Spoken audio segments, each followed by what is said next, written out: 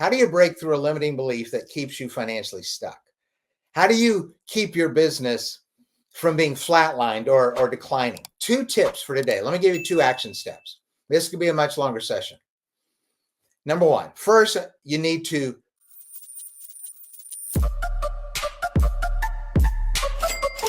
welcome to this special Saturday Live. My name is Paul Alex, founder of merchantautomation.com. How's everybody doing today? So what we're going to be talking about in this lesson, the process on how to become financially free in 2024. Now, I actually got a very special surprise, guys. It's going to be one of my colleagues, one of someone actually that I look up to as far as his journey in the entrepreneurship world. Okay, guys. So you guys are in for a treat. Now, I want to intro a really good friend of mine. His name is Dr. Brad Scot Johnson. He is a pastor in Southern California. He's married to a beautiful Karen. They are parents of 5 beautiful kids and soon to be 7 grandchildren, guys. Yeah, phenomenal, right? Big old family. Love it. The joy of his life is helping people. And this is exactly why I'm bringing him on this call. Because every time that me and Brad speak, guys, I swear to you, it's so soothing. I love it. Okay. And if he can help me, he's going to help every single one of you today. Okay. So the joy of his life is helping people, guys. Let me repeat that. The joy of his life is helping people to reach their highest potential and best God-given potential. And he primarily does mindset coaching, guys. Perfect for this, right? Bringing a mindset coach to a mindset session, right? And the creation of online digital programs, guys. Through Brad's 45-year career, he has coached thousands of people and has only recently assembled those principles, strategies, and tactics into formats where he's now offering it outside the church and for a broader audience, guys. So, moving from the ministry to a mindset coach that allows for financial abundance, guys. And freedom required Brad to employ his strategies in his own life. He will talk about how he moved from limiting beliefs around financial abundance to a growth mindset. And that's what we want to pour into you in this session, guys. A growth mindset. So, you guys ready? All right. Let's bring Brad on. Brad, how you doing, buddy? Paul, it's great to be here. Great to be with your audience. Hey, everybody. I am honored to be in your presence. What a great group. Absolutely, man. Well, I'm going to let you have it, brother. Get to it. Yeah, I'm thrilled. I'm thrilled that the topic coming up next is financial abundance. You know, I have always lived with a desire to continually expand in my life. Expansion is proof that you're alive and it's proof that you're growing. It means I lived with a desire to step into growth, to become the highest and best that God put me on this earth to become. And I believe, listen, if I don't reach my highest and best, I have deprived the world of what I have to offer. And I think God wants to offer something to the world through me. So listen to me. If you don't reach your highest and best potential, you're depriving the world of everything you have to offer. So I have tried through my life to intentionally and continually expand. I think that's why you're here. I think you're that kind of person. I mean, there is nothing like the feeling of sharing your $1 million story, like Paul just talked about, and having somebody walk up to you and say, because of you, because of your story, I can go on. Because of you, because of what you accomplished, I believe I can too. Because of you, who you are, I want to change my life. There's nothing like that.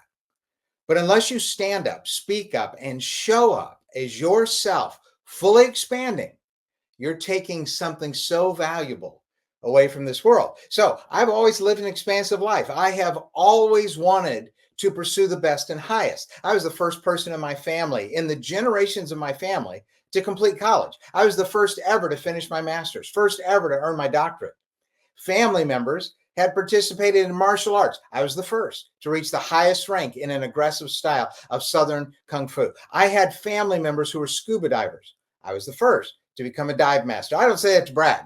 I say it to say I'm an expander. I've always had this in me. I want to be my highest and best. I've always believed I should reach everything I possibly can in any area of my life. It's just been my heart's desire.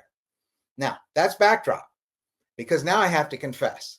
There was one area in my life where I did not expand. Didn't believe I could. And I traced the roots of that all the way back to mindset. I mean, you understand the concept of growth mindset, right? You take every circumstance of life and you believe you can grow from it. Now, that's what it means in the simplest terms. But let's go deeper. What growth mindset really means, you want to go down deep? It means I will choose to grow. I will choose to grow. I will choose to expand. Now, here's the truth. You can only do that to the level of your belief. You can only grow to the level that you believe you can. You can only succeed to the level you believe that you can. You can only make sales to the level that you believe you can. You can only have happy relationships to the level you believe you can. So when it came to financial freedom, I fundamentally, subconsciously had a block. Now, I had reached financial abundance by sheer talent, hard work, a couple of times in my life. I achieved it, up, up, up. I wasn't able to keep it, down, down, down. Now, why do you think that is? In every other area of my life, there were the natural ups and downs. Of course, life's not easy. There are reversals and challenges. You have to get past those. But if you looked at the up and down rhythm, I was generally on a trajectory up and to the right. I was growing. But in my finances, if you looked at that, it looked more like a cardiac rhythm on an EKG. It was up and down, sometimes flatline. And you know that's not good news, right? Now, where did that come from? I was able to trace that cap, that limit, all the way back to a belief structure that had been built into my life all the way back to childhood. It was things that I lived and things that I heard and things I was told, things I witnessed as a child. And many of your belief structures go all the way back to childhood. But then over time, they just become subconscious. It's like the automatic operating system of your life. You're not fully aware of why you do what you do, why you feel what you do, why you're triggered by what you're triggered by. You just know it happens. Well, you dig into that, and you know this, a lot of it goes back to childhood. So get this. I was taught the values of the middle class. I lived as a child in the middle class. Now, listen to me. I think our country is strong because of the middle class. I am not anti-middle class. Don't misunderstand what I'm teaching. But I was taught some other things. I was taught that's where people like us belonged. That's where our family belonged. I saw and heard things like, this is just who our family is. It was our identity. Don't get uppity. Don't aspire for more. I was taught and I saw modeling that being middle class, being humble financially, being tight financially was spiritually good. And listen, when you tie a belief structure to something spiritual and eternal, it really drives it deep. My dad was a pastor, and he was constantly talking about what people might think if we shopped anywhere else besides Sears for clothes. If mom and dad bought a new car, listen, they hid it in the garage and they only drove it out of town to see my grandmother. And all that, very subtly, I was being taught lessons that having any kind of financial growth was bad, that people will perceive you as bad, and that you as a person will fundamentally be bad. This is the messaging I was receiving. Now, can you see how that would shape my feelings around financial freedom and abundance? So add to that things like, this wasn't said to me, but it might have been said to you. You'll never amount to anything. You can't do that. Just stay in your lane. There's a big one. Stay in your lane. It's the reason that no one in my family of generations had ever achieved financial freedom and left a financial legacy for their children or their grandchildren. So this limiting belief structure fought against my desire to create a financial legacy for my children and grandchildren. I wanted to be the one in my family who changed the financial dynamic. And as I mentioned, a couple of times in my life, I succeeded.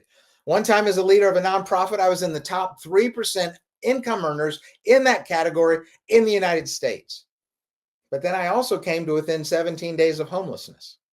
Now, track part of the story all the way back to the fact that I imploded.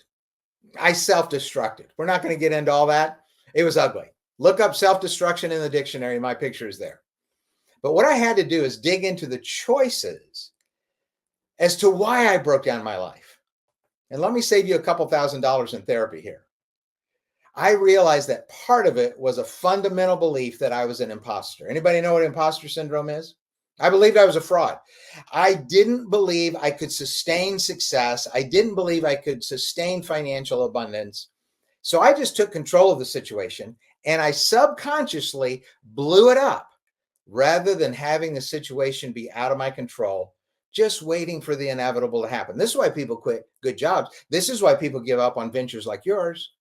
See, I believed the inevitable was going to happen. I believed the other shoe was going to drop. I believed that I was going to lose it all because people like me don't get that good life. I believed I wasn't worthy of it. I believed that good people couldn't have it. Only bad people could have it. I believed it was spiritual to not have it. So that's part of the mindset backstory. Now, that's only a fraction of my $1 million story, which involves 3 suicide attempts and Kris Jenner coming into my life to my rescue. But we'll save that part of the story for another day. How do you break through a limiting belief that keeps you financially stuck? How do you keep your business from being flatlined or declining? 2 tips for today. Let me give you 2 action steps. This could be a much longer session. Number 1, first, you need to see the future you want to have, and you need to attach emotion to it. See your future, attach emotion to it. Here's what we know about neuroscience.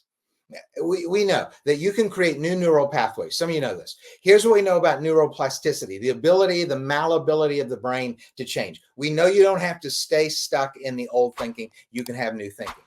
You can deeply imprint new structures when you see it and you add emotion to it. It's not just seeing it.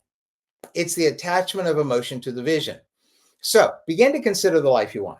All right. Begin to see the business you want. Put a number on the finances you want.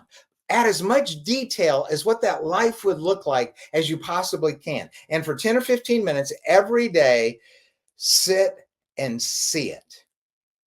See yourself as that person in that life, living that life, but don't just see it.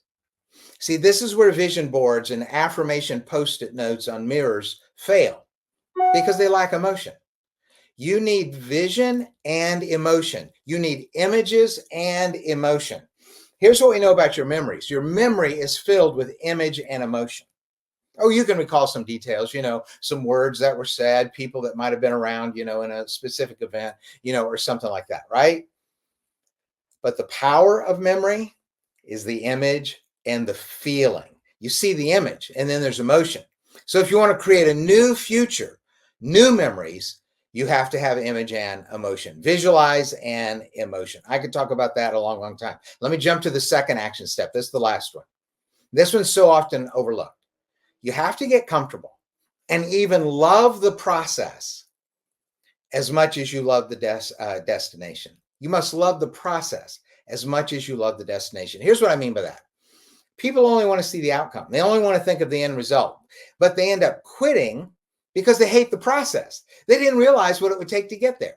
They didn't realize the long days, the late nights. They didn't realize the absenteeism from friendships and other hobbies and the life they used to live. You have to give up something to get something. This is important. God cannot pour into your hands new things if your hands are filled with old things. But some people don't anticipate this. So in the process of trying to get where they want to go, they end up hating it. They dread waking up. They dread doing it another day. And so they quit. Here's the truth about success practices, the process of success. It's a lot of boring. Yeah. Success is exciting. The destination's exciting. The result's exciting. But the process, you know what it is? It's often just putting in the reps, doing the same behaviors over and over again. Give an example of a writer who never writes. Well, guess what? They're not a writer. You only write on the days you write. You got to get in your butt, sit on your butt in a chair, crank out 1,000 words every day. You do that for 90 days. You have 90,000 words. That's a complete fiction novel. But you have to love the process. Maybe you don't like writing, but you love the process of creating. You love the process of something that wasn't And now it is a story that was never told. And now it's told. And so you can visualize the future you want, but you also love the process of making it happen. When I started in entrepreneurship, I knew I had to learn selling. It's a new skill set that I still don't fully possess, though I'm getting better and better. The discomfort was my whole life, I just gave my content away. Here's what I love. I love the process of changing people's lives.